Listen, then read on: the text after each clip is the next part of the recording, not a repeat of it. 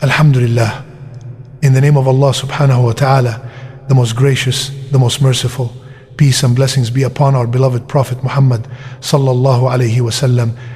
My beloved brothers and sisters, I want to ask you a question that might keep you awake at night. Have you ever woken up with a feeling that your soul just traveled to a place beyond this world? You felt a message so clear and so heavy that it shook you to your core. You opened your eyes, but the image was still burned into your mind. It was not just a random collection of memories. It was not just a replay of your daily stress. It felt like a letter delivered directly to your heart. We often brush these moments aside. We say it was just a dream. We say it was just my imagination. But deep down, you know it was something more. You felt a spiritual presence.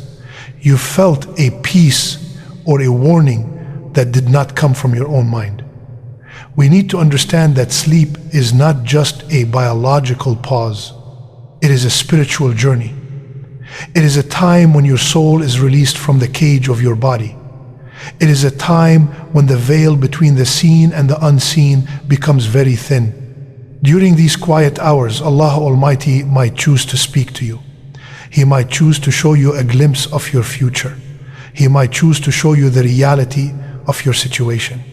But because we are so disconnected from our spiritual side, we often miss these signals. We confuse the divine messages with the whispers of the devil or the chatter of our own subconscious. We must realize that the dream world is a realm of truth mixed with falsehood. Not everything you see is a sign, but when a sign comes, it changes you. The true dream is known as Ru'ya. It is a vision that is distinct and powerful. It is a gift from the Most Merciful to comfort His servant or to guide him. The Prophet Muhammad, peace and blessings be upon him, taught us the immense value of these visions in a narration found in Sahih al-Bukhari. He said that a good dream is from Allah and a bad dream is from Satan. He also mentioned that the true dream of a righteous believer is one of the 46 parts of prophethood. Think about the weight of this statement. Prophethood has ended. There will be no more revelation after our beloved messenger. But this one fraction remains. This one window is left open for us. It is a direct line of communication. It is a way for Allah to reassure you when you are broken. It is a way for Him to show you the light when you are surrounded by darkness. Allah Almighty describes the reality of what happens to us every night in the Holy Quran. He explains that our souls are actually taken into His custody. He says in Surah Al-Zumar that Allah takes the souls at the time of their death, and those that do not die He takes during their sleep.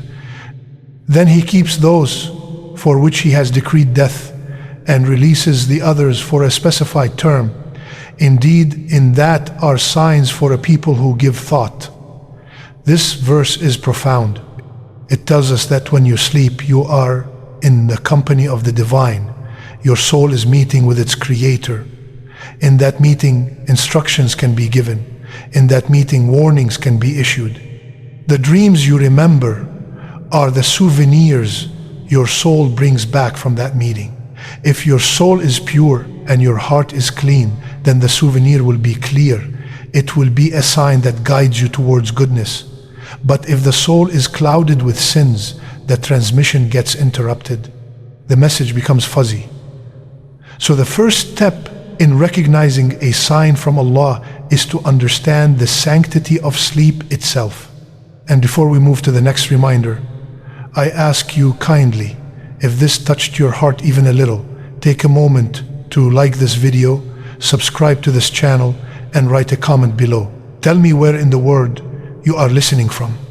My beloved brothers and sisters, I want you to reflect on a very specific feeling. Have you ever woken up with a sense of peace that you could not explain? You opened your eyes and the heavy weight on your chest was gone. The dream was not a long and confusing movie. It did not jump from one random scene to another like a chaotic television show. It was short, it was concise, it was incredibly sharp. You might have seen yourself praying in a beautiful mosque that you have never visited. You might have seen a white light or a green garden. You might have seen a loved one who has passed away looking happy and healthy. This clarity is a major sign. It is a hallmark of a message from the divine. We know that Satan loves chaos. He loves to make you scared. He loves to make you confused with nightmares that leave you sweating and terrified. But Allah is As-Salam. He is the source of peace. When He sends a message to His servant, it brings tranquility to the heart. Even if it is a warning to stop a sin, it comes with a sense of guidance. It does not leave you in a state of panic. It leaves you with a clear direction. We often underestimate the power of these glad tidings. We think that because we are sinners, we do not deserve to see good dreams. But Allah is Al-Wadud. He is the most loving. He knows that sometimes His servant is struggling. He knows that you are on the verge of giving up, so He sends you a visual hug while you sleep. He sends you a preview of the reward that is waiting for you if you stay patient. This is why the righteous predecessors used to be so happy when they saw a good dream. They considered it a direct encouragement from their Lord. It was the fuel that kept them going when the dunya was hard. You must learn to distinguish between the whispers of your own stress and the whisper of the angels. Your stress creates jumbled images, but the angel brings a clear picture. It stays with you for years. You can remember the details vividly even after a decade has passed. That persistence of memory is a sign that the origin was not from your mind but from above. Allah Almighty gives us a beautiful promise regarding these visions in the Holy Quran. He connects the believers directly to this source of joy. He says in Surah Yunus concerning the friends of Allah that for them are good tidings in the worldly life and in the hereafter. No change is there in the words of Allah. That is what is the great attainment. Many scholars of tafsir have explained that the good tidings in the worldly life mentioned in this verse refers specifically to the righteous dream. It is a piece of the hereafter that is gifted to you in this world. It is a validation of your faith. It is Allah telling you that He sees your struggle and He is preparing something beautiful for you. Do not dismiss this glad tiding. Hold on to it. Let it be the light that guides you through your dark days. The Prophet Muhammad, peace and blessings be upon him, confirmed this reality in a narration found in Sahih al-Bukhari. He was sitting with his companions and he said that nothing remains of the prophethood except al-Mubashirat. They asked him, what are al-Mubashirat? He replied that they are the good righteous dreams. This hadith is profound. It tells us that while the revelation of the Quran has stopped, the channel of good news is still open. It is the only part of prophethood that we still have access to.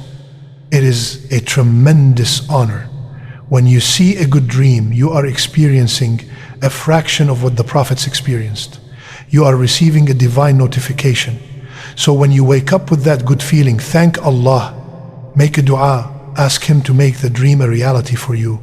Do not let the cynicism of the world make you doubt the gift of your Lord. My beloved brothers and sisters, I want you to consider the timing of these messages. Have you ever noticed that the most powerful dreams often come to you just before the time of Fajr? You wake up and the sky is just beginning to turn from black to blue. The world is silent. The birds are just starting to wake up. And in that stillness, you feel that you have just returned from a very important journey. This specific time of the night is not like any other time. It is the time of divine descent. It is the time when the mercy of Allah is closest to the earth. It is the time when the gates of the heavens are wide open. The scholars of dream interpretation have mentioned that the dreams seen in the last third of the night are generally the most truthful. This is because the body has rested. The stomach is not full of food. The mind has processed the events of the day. The dust of the dunya has settled. In this state of physical and spiritual quietness, the soul is most receptive to the signals from the unseen. We must also understand a very deep spiritual rule that connects your day to your night. We often think that our dreams are random. We think they have nothing to do with how we behave when we are awake. But the reality is quite the opposite. Your night is a reflection of your day. If your day is filled with lies and deception, then your night will be filled with confused and false dreams. If your tongue is used to twisting the truth, then your heart will get used to seeing twisted images. The mirror of your heart gets dirty with every lie you tell. A dirty mirror cannot reflect a clear image. But if you are a person of truth, then your dreams will be true. If you are honest in your dealings, then Allah will honor you with honest visions. It is a direct correlation. You cannot expect the angels to bring you clear messages if you are busy spreading falsehood during the daylight hours. Allah Almighty gives us a profound principle in the Holy Quran about the clarity that is gifted to the righteous. He explains that the ability to distinguish truth from falsehood is a direct result of God consciousness. He says in Surah Al-Anfal, "O you who have believed, if you fear Allah, He will grant you a criterion and will remove from you your misdeeds and forgive you." This criterion or Furqan is a light. It is a special ability to see things as they really are. This light does not just work when you are awake. It works when you are asleep too. When you have taqwa, Allah gives you a flashlight in the dark.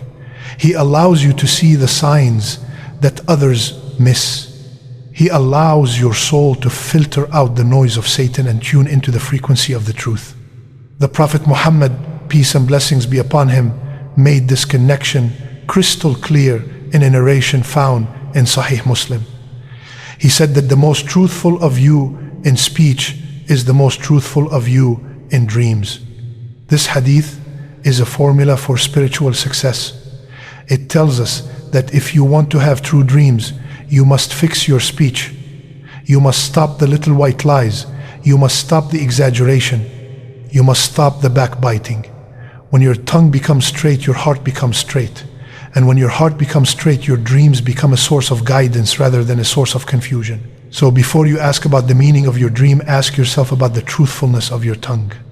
My beloved brothers and sisters, we have arrived at the final and most crucial piece of advice regarding your dreams. I want you to imagine holding a precious diamond in your hand. It is sparkling. It is fragile.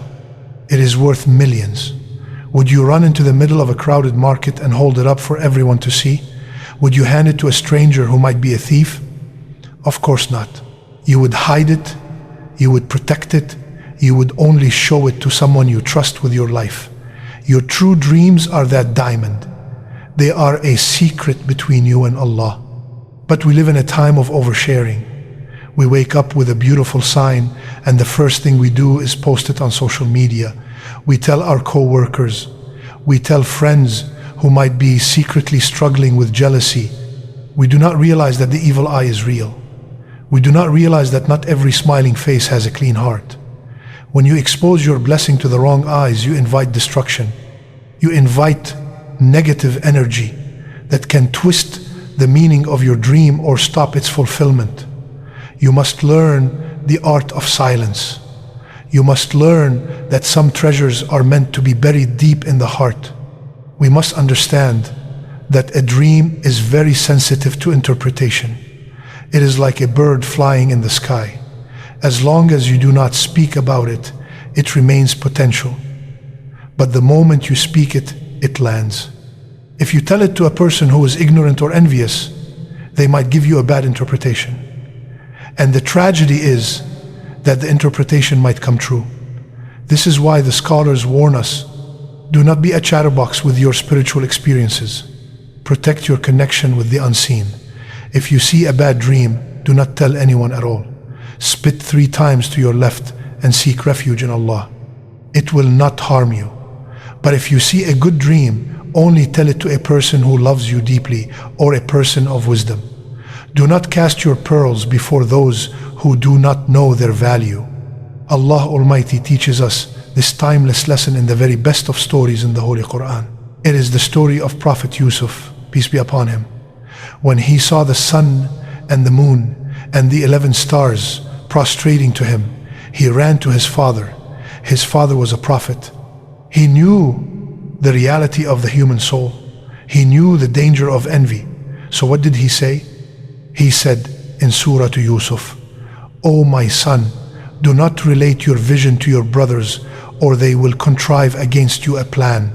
Indeed, Satan to man is a manifest enemy. Look at this wisdom." Jacob did not say the brothers were evil. He said Satan is the enemy. He knew that Satan uses jealousy to break families. He knew that hearing such a magnificent dream would trigger the dark side of the brothers. If the brothers of a prophet could feel envy, what about our friends? What about our neighbors? This verse is a direct command to keep your good news private until it is strong enough to be seen. The Prophet Muhammad, peace and blessings be upon him, gave us a powerful metaphor to help us understand this fragility in a narration found in Sunan at-Tirmidhi. He said that the dream is on the leg of a bird as long as it is not interpreted, but when it is interpreted, it falls. And do not narrate it except to a person of affection or a person of wisdom. This image of the bird is so beautiful. It shows us that the dream is hovering, it is waiting. You have the power to bring it down safely or to let it crash. Do not let it crash by sharing it with a fool or an enemy. Keep it safe. Let it nurture your soul in silence. Let it be a secret source of strength between you and your Lord. O Allah, we ask you to grant us truthful dreams that guide us and comfort us. O Allah, protect us from the nightmares of Shaitan and the confusion of our own minds. O Allah, help us to conceal our blessings from envious eyes. O Allah, make our sleep a means of drawing closer to you, and make our waking hours a means of serving your creation. O Allah, fulfill the good visions we have seen, and protect us from any evil that has been shown to us. Ameen.